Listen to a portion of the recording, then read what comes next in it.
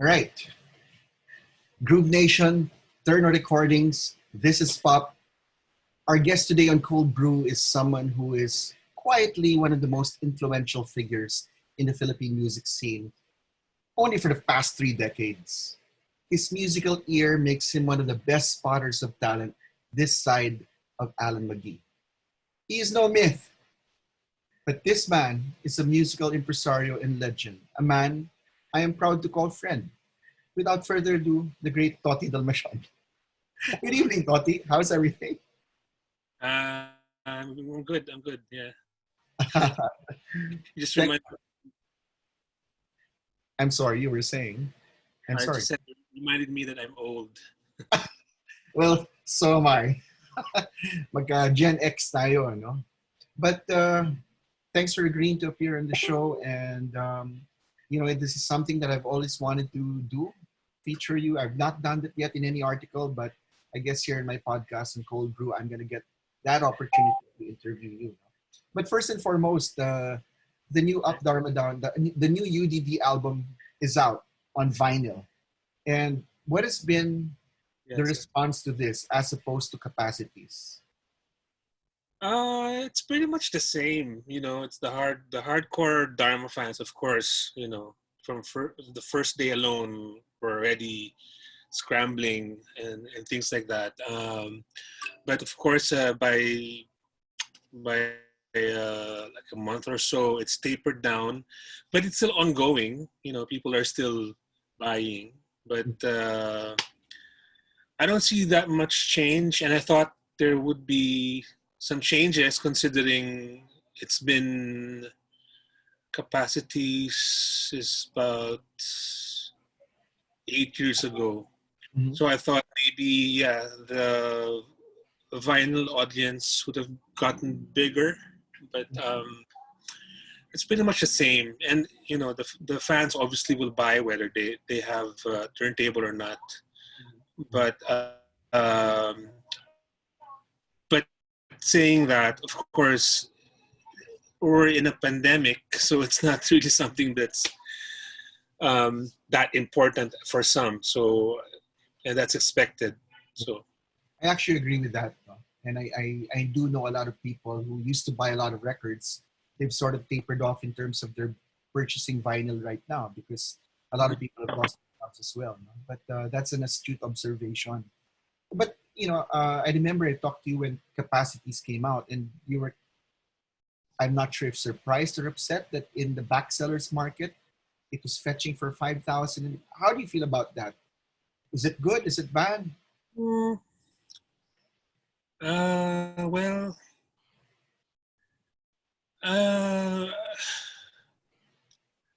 it's both good and bad, I suppose.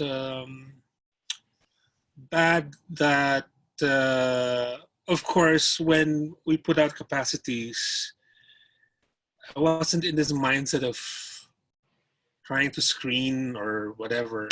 So it's basically just allowing anyone to just buy, multiple copies of the record, not thinking. I mean, from a record collector like myself, I mean, it's natural to maybe want to have 2 copies of a certain title, or even 3, But for some reason, I didn't think it odd for some to want 10 copies. So obviously they're going to sell it, and that's a bad thing. It's because obviously they hoarded and then are selling it now for triple the amount. Yeah. Yeah. So, and that's why for this new one, I've been more strict in a sense to make it one album per buyer. But obviously, people will find ways to circumvent that, and that's fine as long as it's not going to be that easy for them. Yeah. Actually, believe it or not, Totti, I was scouring the marketplace on Facebook, and I saw actually Capacity selling for 8,000, and even the new UDD album selling now, selling, huh? At Really?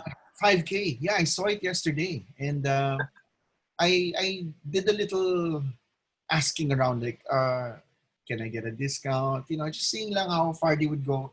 And they were saying, no, this will be a collector's thing in a few years' time. So, it's gonna be hard to get. So I'm fine with this price. I'm not budging for the price. Okay, Uh-huh. so but I was looking at the comments. Okay, It's but like there is a demand for, for it. Yeah. yeah, you can still get it from us for 2.5, not 5,000. So Siguro, yeah, it's a matter also of informing people that they can really get it there because, you know, I remember a couple of years ago after I discovered This Is Pop, and I was sharing the pictures of the records that I was buying from you, and people were saying like, "Where's that? Where's that?" No? It's incredible, even in this day and age of the internet, people mm, still don't know. I guess sometimes it's the algorithm, you know. yeah. Hmm. But then again, it's also how I want it. I don't really want it that known. But in terms of Darmadan's record, I mean, it's posted on their website.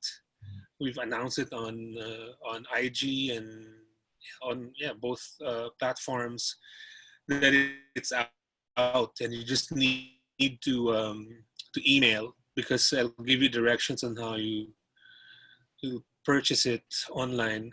Um, it's just it's just our way. So I don't see it as a why it's so difficult for some to just follow, because if I like a band that I mean that's put out something, whatever they want me to do, I'll probably do it just to be able to get the record. And if it's just a simple direction, it's not much to ask to just follow it. I totally agree with you. In fact, I'm also the same. I also do the same thing. If there's something that I really like, then I try to hunt it down. But Mhm. I guess that's also something we picked up during our time, Toti. Yung mga nag-crate digging, naghahanap talaga tayo, di ba? Mhm. I think kids today, well, they Yeah, they start. just want it, really spoon fed. And Yeah, that's right. That's right.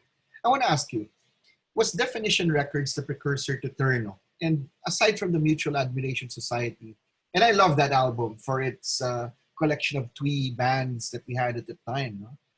Were there other releases under Definition? And tama ba? Was this the precursor to Terno? well, yeah, in a way it is, but that was actually a project that was under ABS. Mm, okay.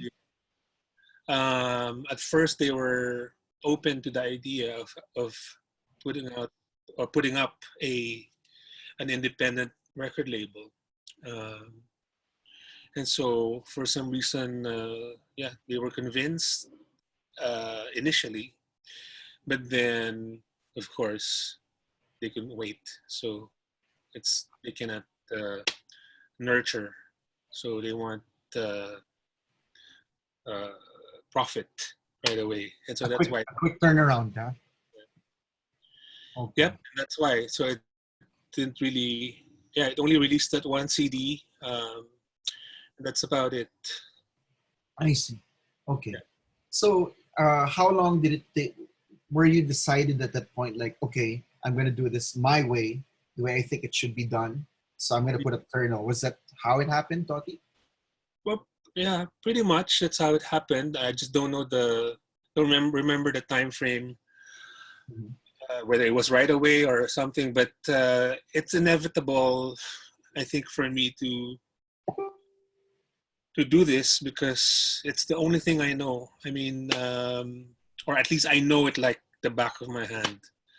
After years of um, collecting and admiring other record labels, how they do it from their apartments and things like that. So Right. it's that perspective. Uh, Terno has been around for 17 years. Tama ba? I'm not sure. Parang Yeah, 2003. yeah, that's. So, how many albums, all in all, no, have you put out, roughly? I'm not quite. I do. I've lost count, but the catalog number now is in the 40s. Wow. I don't know why that is, or how that happened, or maybe I just didn't really, notice. But yes, it's now 040 something. Wow. That's So pretty impressive for an indie label, huh? yeah. So if I may ask, I know I'm about to ask your 10 best releases, if you can actually count 10, no? Because they're all your babies. Um, what indie label you talked about these indie labels that you've been looking at them? What labels were your inspiration and why? Okay. Well, definitely. My favorite label is Mm. L Records. Also, Le Disque du Crépuscule, and of course, Creation, and a little bit of Factory and Sarah. Mm. So those are the labels that I looked up to for certain things. For a lot of things, whether it's Uh, their approach to uh, album design or strategy, whatever. But those are the labels that inspired me. mhm, mhm. Wow, cool. All right then. So, having said that, is it possible to narrow down to 10 best releases of Terno Recordings? It doesn't have to be in ascending order, descending order, just the 10, in your opinion. Okay. Well, definitely all four Dharma releases are going to be there. Okay. Uh, I was happy with the uh, Mod's release. I don't know if you're familiar, but anyway, it's Yeah. Mod um, Pelota Court. Mhm. Yeah. Yeah.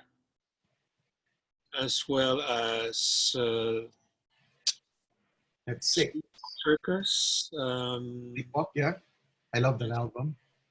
Uh, the Ringmaster releases. Mhm. I was happy with those as well. Mhm.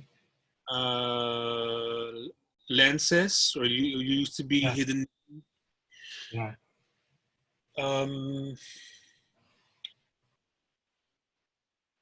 I can't recall the others, but yeah, but pretty much, those.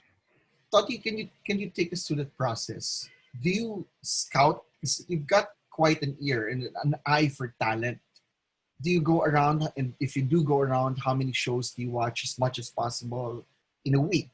Pre-pandemic, and or do they send demos to you? How does this work? Yeah, I don't really scout. Oh, Uh, yeah, well, I never really went out, to try to see a band, and that only happened early on, and that's how I discovered UDD.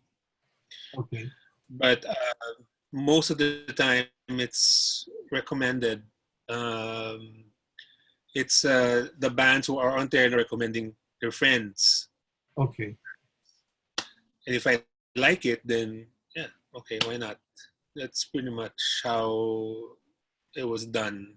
Mhm. I mean, on occasion, yeah, sure. If we're at a gig and then I see a band that's interesting, maybe that I like, then maybe I'll approach. But that hasn't really happened that much. Okay. I hope you don't mind. I want to ask about UDD. When you first saw them, was that like a holy shit moment? Can you recall that instance and what you felt at the time seeing that band? It was uh, it was a gig at Miriam, Mhm. and I was with Radioactive Sago Project and Brown Beat All Stars at that time, and I think even One Pablo Dream. Uh-huh. So those three were playing, obviously, and then I heard Abdurrahman Down at the tail end of the show from outside.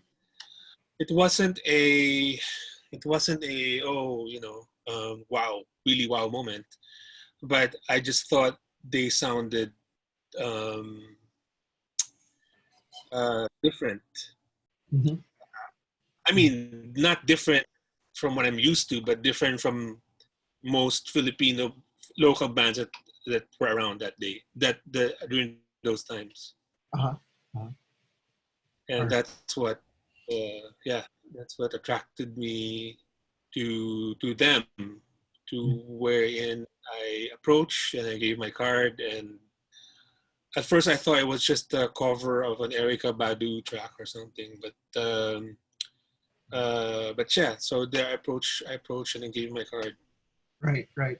Was that around the time when trip hop was kind of popular? Because I remember when Fragmented came out, people were saying, "Oh, we've got a trip hop band here and there," or is that a misconception?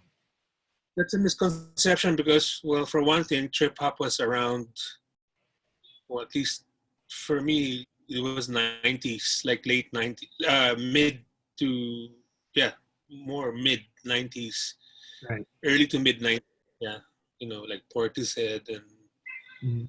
and other bands like that, other acts like that, yeah. Right, So, no, no, it wasn't about that. right, right, right. Okay. Are you surprised by the band's success?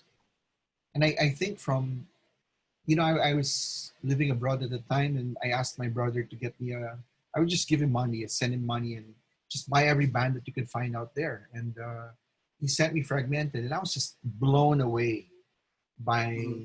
by that album. In Mm-hmm. fact, when I came back, I bought another copy for myself, and I was lucky that was like the first press they wanted that's green, and I caught the band, and then I think around the time the second album came out, and ang laking pinagbago ng sound, no? How much? And I remember we met. I interviewed the band in this restaurant in Salcedo, and you were there. Remember, And I remember we were talking about the Blue Nile, and how big was that band in terms of changing even the direction of their music? They became a little more soulful, in my opinion. I could be wrong. You're probably the best judge of that. um, I think from the very start, that's the band that they collectively uh, got attracted to in Mm-hmm. terms of sound and I wouldn't say songwriting, but yeah, I mean that feel, that whole vibe of having space, Mm-hmm. um, and very melancholic, Right. Right. very sad. Um, and yeah, I can't count the number of times they've nicked, off the Blue Nile, Right. and to Right. the point wherein, yeah, you even managed to have Paul Buchanan sing. Right. So that's how big of yeah, I, how big of yeah, an I, influence. I do know that the Blue Nile is one of your favorite bands, and Yes. Yeah. how cool of a moment was that to have Paul Buchanan on that album? You Oh, know, that's a real um, uh, coup for me. Um, More than anyone else, I suppose, because the they're one of my heroes. I mean, XTC is my main band, but the Blue right? Nile that third. Mhm. So it was a big deal. And I can't think of any. I mean, I'm glad that it paid off in a way. Because in the early days of Dharma, I would have them listen to a lot of stuff that they haven't heard, and that's what I'm saying. That's what they honed in on. It's the Blue Nile, so which is Right. perfect, Oh, and to the perfect to the point. Well, not perfect to the point, but I mean, they've sort of emulated them even far enough to the point that they've they've made their albums almost the same length. Mhm. Yeah, Yeah. like long, you know, 3-5 years in between. Right. Right. Right. But I want to backtrack to Fragmented. Parang, uh, what I loved about that album also was how technically proficient that band was. And I felt like a band should be recording this stuff by their second or third album, but they were just so good, and you could see the musical progression by UDD as with every album. But that first album, I was just blown away by their musical proficiency, their technical ability, and is that something that also attracted you to the band? And can you talk? What can you share about that? They're just awesome musicians. Um, yes, I mean it is true they are, and it did help that they were open to listening to new material, to things that they're not used to hearing before, and applied it well, Mm-hmm. coincide with their musicianship, I suppose. Um, and that's why it's worked, and that's been constant ever since. It's the exposure to new stuff. Mm-hmm. In order for them to grow. Some would say they didn't change actually, and to a point, I agree with that because they really haven't changed that much. But each album has improved for sure. Yeah, at least in my eyes. No, I actually agree with you. But okay, you mentioned that like you had them listen to all these bands, and you and I were in school around the same time. And I've known for a fact that XTC is your favorite band. And those who grew up went to school during the new wave years, many would go with the obvious favorites, Duran Duran and all that. What is it about XTC and the Blue Nile that got to your soul, man, your musical soul? What is it that just make you connect Mm. to the music? Well, for one, let me just clear that. XTC though wasn't part of the menu that I had them listen to. It Mhm. was more Yeah, more songwriting, like Prefab Sprout, right, right. um, and then some newer bands like Halloween Alaska and things like that, and bands Mhm. like that. Mhm. Um, with Sylvian is Yeah. another artist. So anyway, going to your question, with XTC, I was like 10, 10 thereabouts, 10 or 11 when I discovered XTC.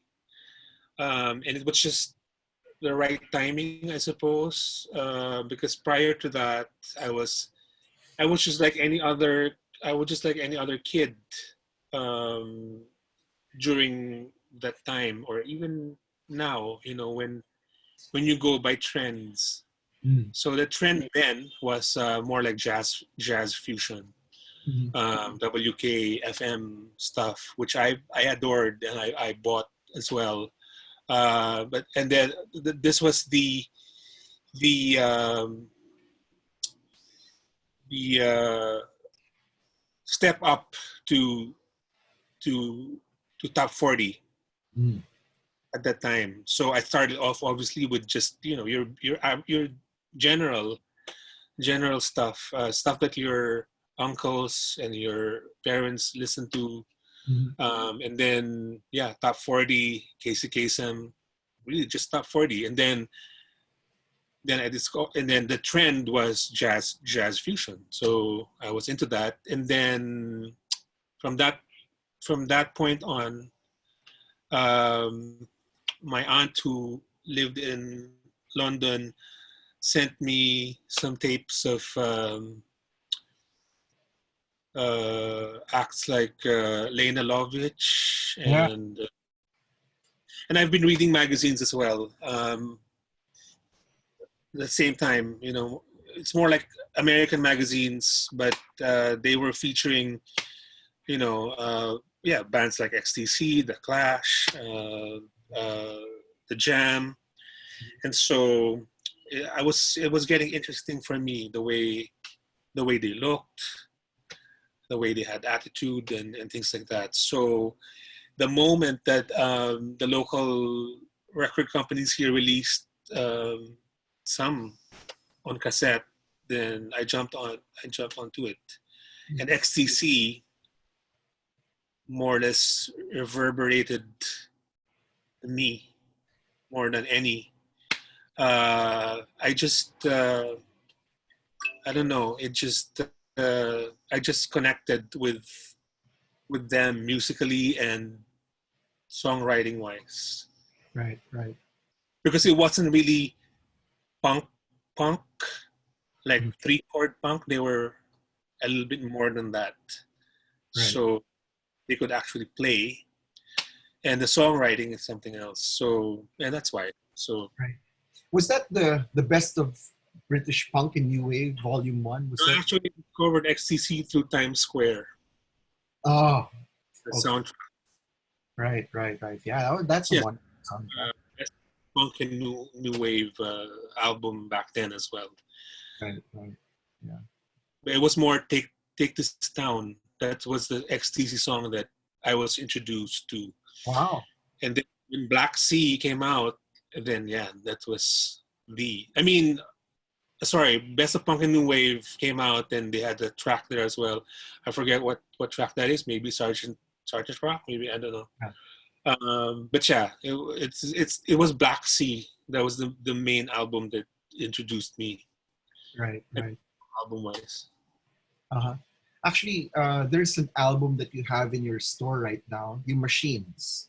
And bought the local version when it first came out. And I told Francis, please hold that. I'm gonna get it this week. I've been looking at it for the past year. I'm gonna get it this week. So you gotta hold on to that one. And I XTC see. on that one, right? Yeah. This Somnambulist, that's what's there. Well, You that know? was a more experimental song that was put in that compilation. Definitely. And that was that Machines compilation, Gary Newman and all that.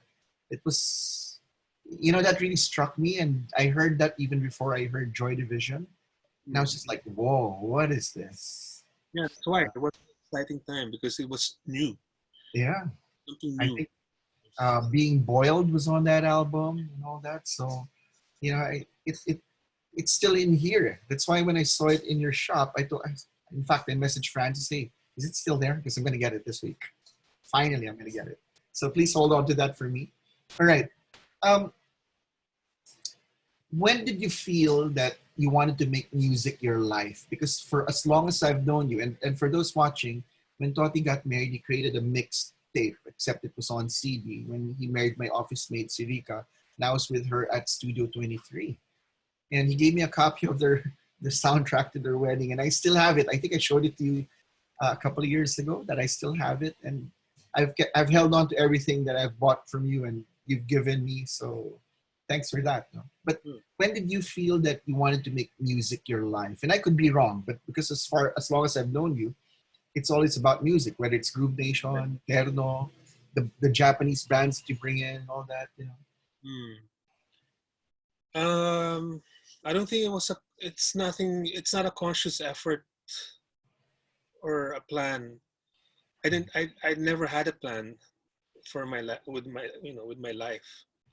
It was just something that I've always loved, and I mean ever since even we younger. I mean my uncles are hot dogs, so Yeah. music has always been there, and it's the only thing. I mean I studied recording engineering, but I never did anything with it. It was still. I remember going to recording engineering school, um, for 2 years, Mm-hmm. but I was more interested in the after school wherein I would be buying records. So with my lunch money. Um, so this is really what interested me from the very beginning. discovering bands and collecting. Mm-hmm. Mm-hmm. And that's what I've been doing for most of my life. Mm-hmm. And it's the only thing that I know, you know. Mm-hmm. I've never really had a job, except maybe when I moved to the States um, for maybe like 2 months, wherein I was a 10 key operator, and that's about it. Um, uh, Other than that, no. So it's a scary thing. It's and there. I know for a fact that there are people who probably hate me as well because this is just the only thing that I do. But you have to remember, this is not easy to be doing this full time. Without any cushion or there's always uncertainty. Mm-hmm. Mm-hmm. But it's something that I've mastered and I know, like I said, like the back of my hand, and that's why it's inevitable. The record label and the record store. Oh, I mean, you know, uh, yeah, it's inevitable Right. because they're connected, and this is what I know. Mm-hmm. Um, yeah, so it was always just that. Plus the fact that probably I was lazy. Uh, because I know that I'm an only child, and I can remember having moved to the States when I was 17, and for a good what 7 years, probably did nothing really, but yeah, it was just always just discovering, going to shows, going to record fairs. Mm-hmm. It's always about that.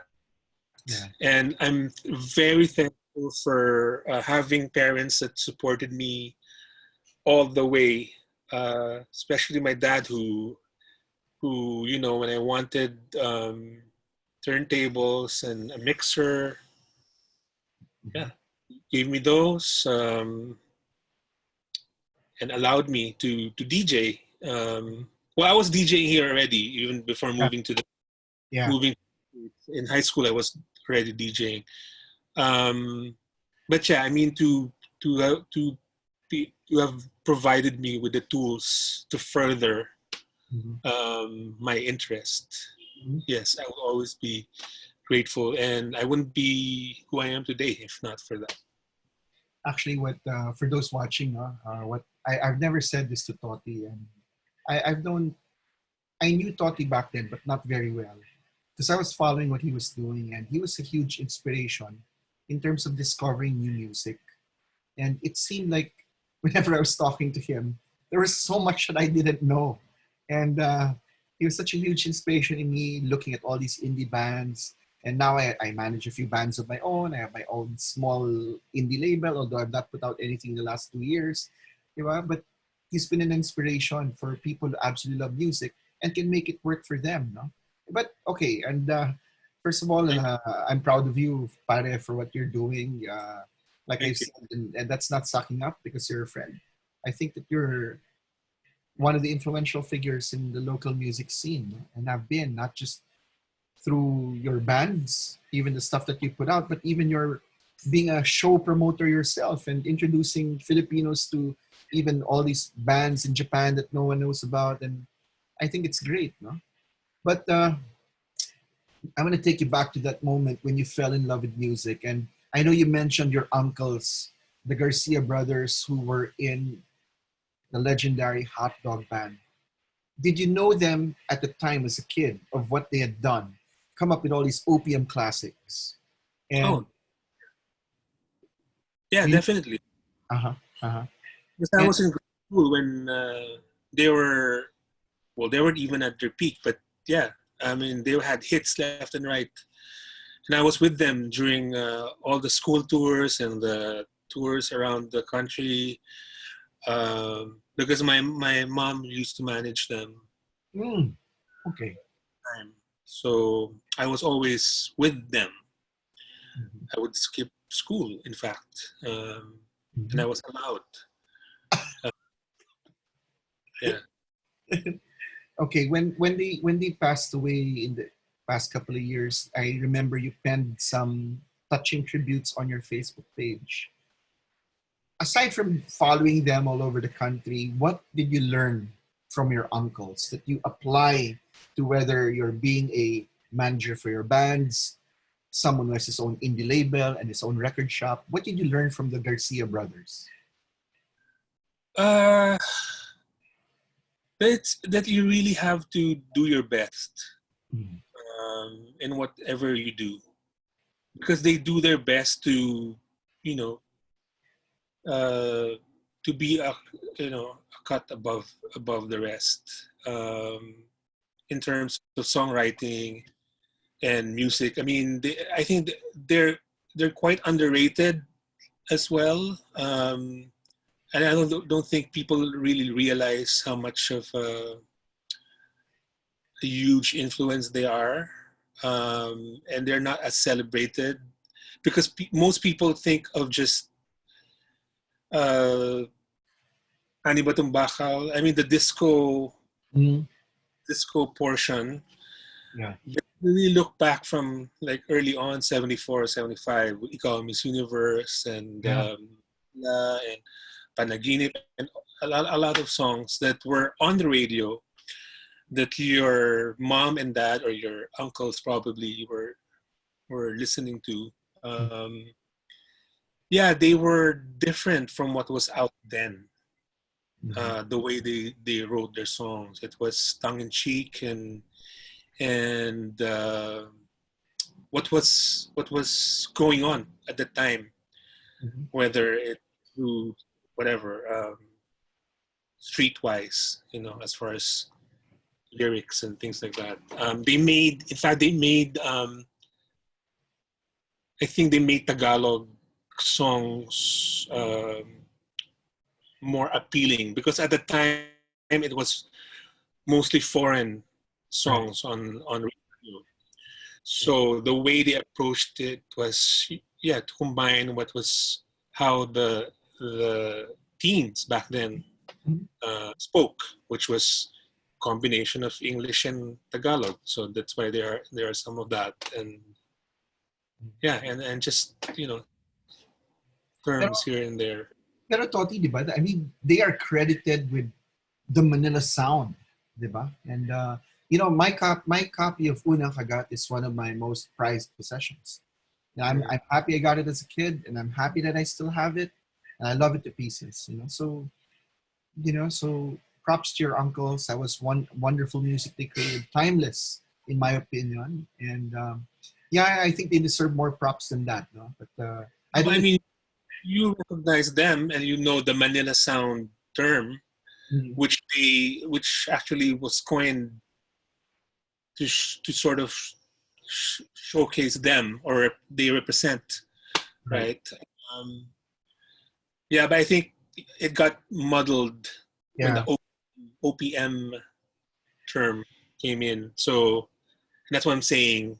That's Mhm. why what I meant by some forgetting that fact. Right. Right. Right. Okay. Can you take us back to that moment? I know that when you've actually fell in love with music in its physical form, because for as long as I've known you, you've never quit on vinyl and you've stayed true to it. So, what what was that moment like? You're a music lover, you breathe and live it. What were those first records that you got, and what is it about the physical format that gets to you? That's why you put out all this great stuff today. Um, well, obviously, it started when I was young, when I was a little boy. I would obviously ask for my parents to buy me a particular record. At the time, of course, didn't know anything much, but that's what I'm saying. I was into whatever's out or whatever you hear on the radio. So I don't really recall what my first records were, but a few that I remember would be a Fifth of Beethoven by Walter. I don't even remember. It's a disco Walter version. Walter Murphy. Yeah, Walter Yeah. Murphy. Yeah. And I just remember hearing their odds. Elton John, Kiki D. Yeah. Breaking My Heart. Yeah. There were many. Of course, there were 70 and there were 45s. Because music was constantly playing in the house. So we had LPs as well. But yeah, 45s. I know I asked, on particular Sundays where we would be out, I would ask to buy this particular record that I heard on the radio. And that would be the first time. But the first time that I felt that this is it for me, or when I found my preference would be around 10, around 10, 11. And that's when I discovered punk and new wave. Mm-hmm. And my first records from Hong Kong. Wow. Well, not with my money, of course, but it was in Hong Kong. So Right. it was. I remember those being like the Specials, Mm-hmm. Third World, Talking Heads. Yeah. But prior to that, I had lots of cassettes too of locally produced punk and new wave, or not produced, but released titles. Do you still have them, Toti? No, I probably I misplaced them when we moved to the US. Okay. Before I ask you about your record collection, I watched this documentary about the late DJ John Peel, who was famous for introducing all these new acts. No? And they featured this box of 45s that he had. I'm curious, do you have your own version of that, where these are your prized 45s or your prized records? Do you have a special box for it? No, I don't. I mean, I should, but no. My 45s are just here. Some are worth more than the others. Same with my LPs. I have them all. Crappy ones, really good ones, expensive ones, and not so expensive ones. But yeah, most from when I got them, that these are not reissues or anything. It's from that time. Original pressings from when I bought them at a certain age. I think the last time I asked you if you actually have counted your records, you said it's something like 25,000. How do you file them, man? Is it according to genre, or how do you? That's incredible watching that background right behind you. That's absolutely music heaven right there. So how do you file it, and do you have your collection on Discogs? I tried doing that. I tried inputting some, but I obviously didn't push through. But I filed them, like the wall that you're probably seeing. This is my main wall. Uh-huh. Everything that I discovered, new wave, punk, post-punk, indie, it's all here. And then the other walls are a mixed bag. For certain racks, it's all, say, acid jazz, and then all disco LPs, or all electronic LPs, or all funk, all soul. maybe some Brazilian, and then all Japanese. And then for another wall, it's mostly my DJ stuff. So it's all mostly house and techno, and some old disco as well. Right, right. What do you think it's worth, Toti? Hazard a guess, man. What's it worth? It's hard to say because you can never really put an amount to it. Well, I can, I suppose, but it's hard to. It's like for an insurance company to insure this, they won't get it because one, they don't know who these people are, or who these acts are, majority of them, and to believe me saying that it's worth this much is hard for them to, because definitely it's in the millions, but I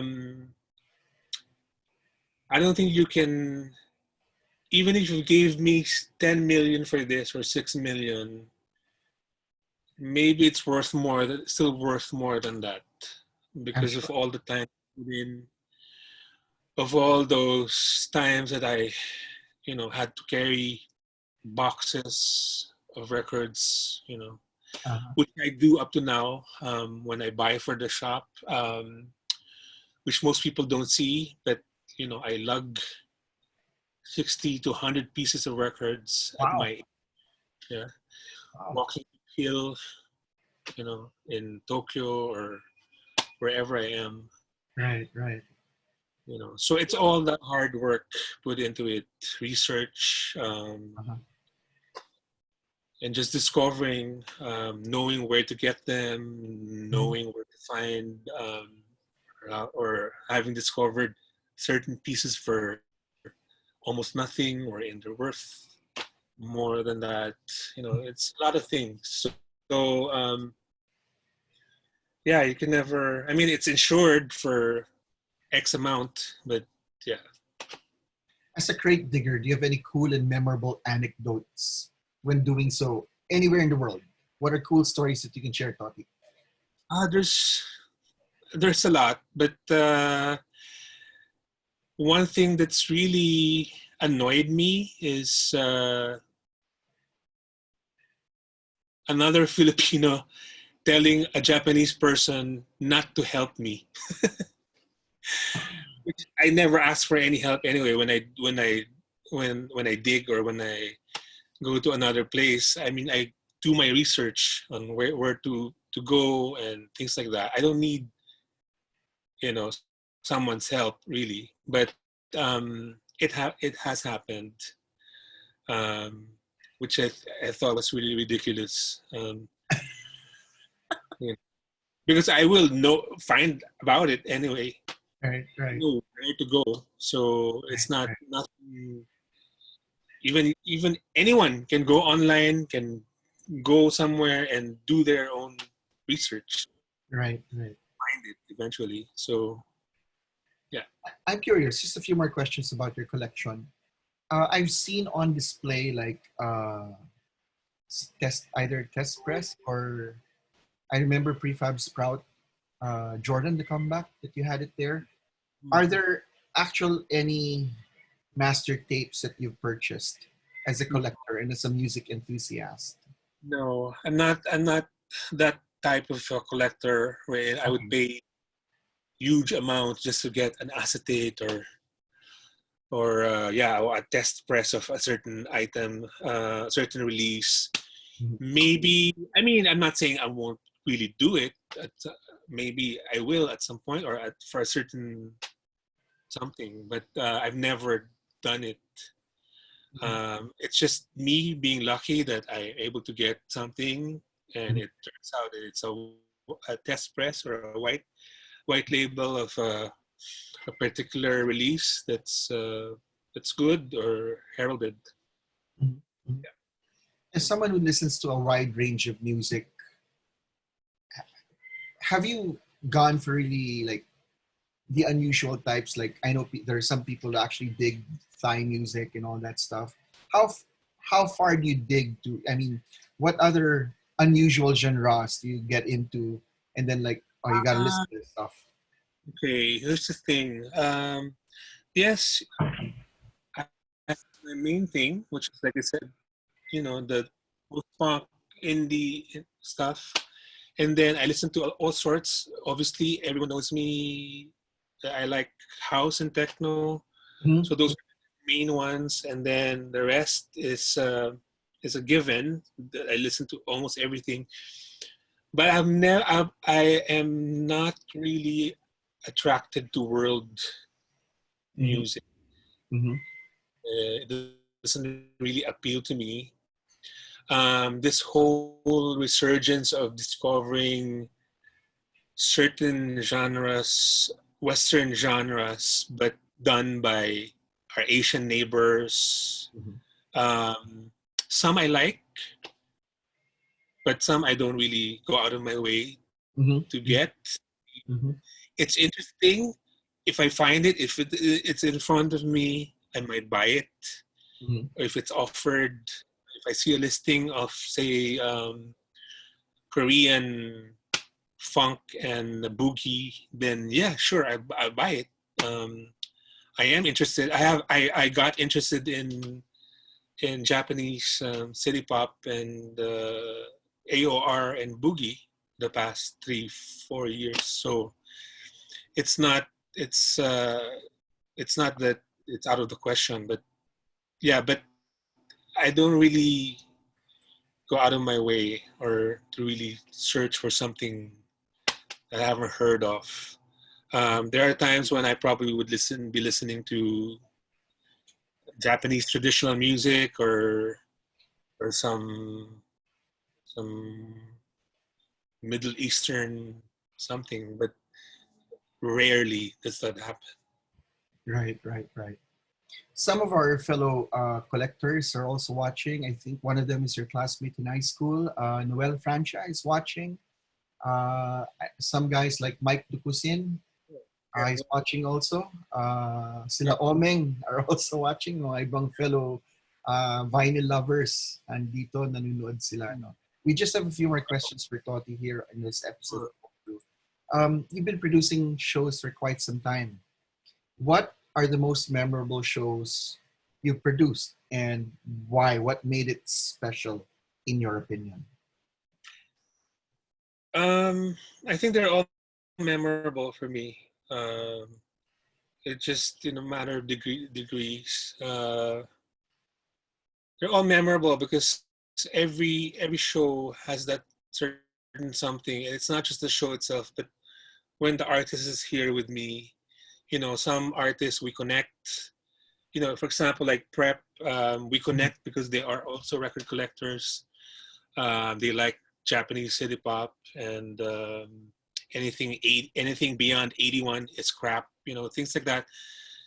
It's those things that I enjoy. It's the that certain knowledge or affinity I have with these acts that I also happen to really like. And then some may even be bad memories, but it has helped me more or less with my producing Mhm. shows, making me making me wiser Right. and more knowledgeable when it comes to these things. But yeah, it's the getting to know you know, and I do get to know them even for just a brief two day, 3 day, sometimes overnight. Some I've remained close friends with. For example, like Jem Kelly of the Lotus Eaters is one uh, who consider me as a really good friend. The guys from China Crisis are the same. D Sound, they're just there. We may not be in touch that that often, but they're just there. And then recently, all of these younger, especially the Japanese bands that I bring in, yeah, Mhm. it's nice. When I go to Tokyo, or it's nice to know someone. Yeah, that's Someone, right.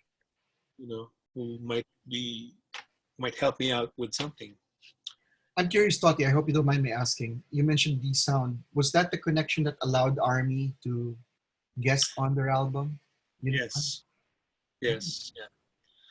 She Wow. did it on her own though, but I mean, yeah, because I introduced them to D Sound, of course. Uh-huh. Yeah. Wow. Wonderful then. Okay, we're down to our last question in this Cold Brew podcast with Toti Dalmacion. What should music fans look out from Terno, or even This Is Pop? What's coming down the pike for you? Um, with Terno, it's a bit of a, it's sort of tapered down and it's slowed down, obviously because of what's happening. Mm. Uh, you can't have shows. And as far as releasing stuff, it's somewhat. I just find it a bit pointless to release things within this period because, again, it's not something that most people are interested in. Um, and although yeah, we've released the album, the the vinyl version, uh, to less noise. Um, but for This Is Pop, because it became my main source of income now because of all the gigs not going for time being. Um, I've really come at it swinging, Mhm. which is probably stupid for some because of my spending for the shop on releases that I felt or feel I want to be available as Mhm. an option Mhm. to those who are really record lovers. Um, Mhm. but I kind of wanted to create a demand as well, um, given that it's a niche market Mhm. Mhm. for me. At least what I sell, it's really niche, Mhm. um, and so I have to create a demand and a buzz for most of them, most of the stuff that I bring in. And I think it's working, and I've done that. Um, More or less, I've given that fear of missing out vibe, to my customers, and which is a good thing. And it's not just a marketing ploy, but it really is. I'm offering you stuff that you won't be able to get anywhere else. Definitely. And Yeah. as much as possible, I am keeping it as low as possible. Which again is crazy because it is business at the end of the day, and I'm trying to balance things out Mhm. because I am a record collector as well, and so I want it to be affordable for the record collector or the newbie Mhm. person, but to keep in mind as well that I am bringing in quality stuff. So Definitely. it's not and just the shipping alone is already you know expensive. Not to mention the records, especially some that are especially the ones that are coming from Japan. The Mhm. Japan pressed ones are quite expensive, Yeah. and I think I'm selling it quite reasonable. Even the Japanese expats who live here, who I know, find it really reasonable considering it's an import. Right. And I'm telling you this because obviously I hear things that it's expensive, but really, for you to get the new the last Yumizuma or the latest Yumizuma album for 1.8 or 2,000, I had to adjust a bit this past few months because of the shipping costs as well. Right. It's Right. because of the pandemic. So that's why there's a shift in prices. It used to be 1,500. Most of the case, in most cases, for a single full length, but now it's adjusted to 1/8, and maybe for the more special pressings or the more expensive ones, it will go to 2,000 to 2,800. So it's not bad, but yeah, going to your question, yeah, this is pop is kind of full steam ahead. Great. Good to Yeah, hear. card bills is ridiculous, but um, I'm able to sort of spread things out. But it will help. Yeah, sure. If people really buy and constantly, you know, Right. buy. Well, I'm You actually. know, This is Pop is actually one of my favorite record stores. It's our, if I may, it's our version of white noise here in the Philippines. It provides. I mean, I was just so happy to be introduced, like Picture Resort and all that, and even Toe. Just I didn't know where to buy it, but I was able to get it at your store. I think the cool thing about this is Pop is it makes this cool music available to a lot of local fans who might not necessarily have access to it. So I thank that's you for that. I thank you for it, and I think it's one of the best record stores we have in town. thank And you. it's always a treat. It's always a treat. I remember the first time I went there, this massive poster of Paul Weller, he's my hero, right at the door. I said, I'm in heaven right here. All right. So It's the point. It's to uh, make stuff that you won't normally have access to be accessible to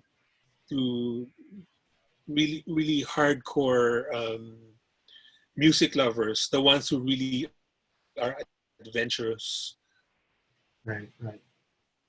when it comes to music, or open-minded.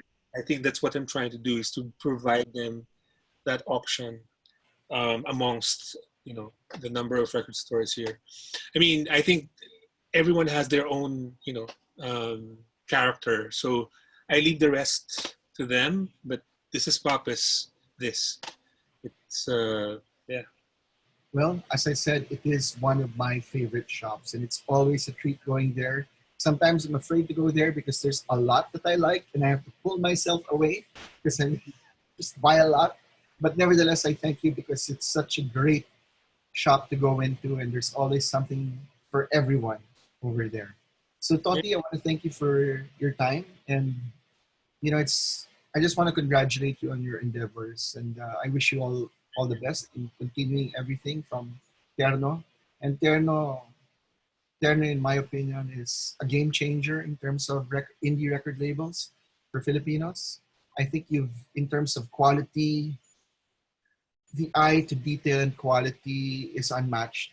You don't scrimp on it, even for the recordings and even the releases. Like, even for capacities, you came out with another version, kahit on CD lang. So I thank you for that. I think it's pretty cool that someone minds these little things instead of just coming out with stuff and not thinking how it sounds or how it looks. And as a true record enthusiast, even the liner notes are wonderful, all that stuff. So thanks, man. I want to thank you for this time. I really appreciate you doing the interview. Some of the things, of course, it's the credit to the band Mhm. or the bands themselves, because I really leave it up to them do what they want as far as the creative side is concerned, and I just you know I don't really meddle. Yeah, but you make it happen because if you go to the mainstream, they're not going to make it happen. And as we all know, our love for vinyl, it's not just the music, it's the cover art, it's the liner notes, it's the lyrics, it's all these other stuff in there that completes the package. And that's what I love about Terno Recordings. So, Toti, thank you so much for doing this interview. I really appreciate it. And best of luck to what you're doing, man. Thank you so much. And tell Francis to hold on to machines. I'm getting it tomorrow. I'm getting it tomorrow, man. All right. All right. Thanks, Toti. Bye-bye. Bye-bye. Thank you.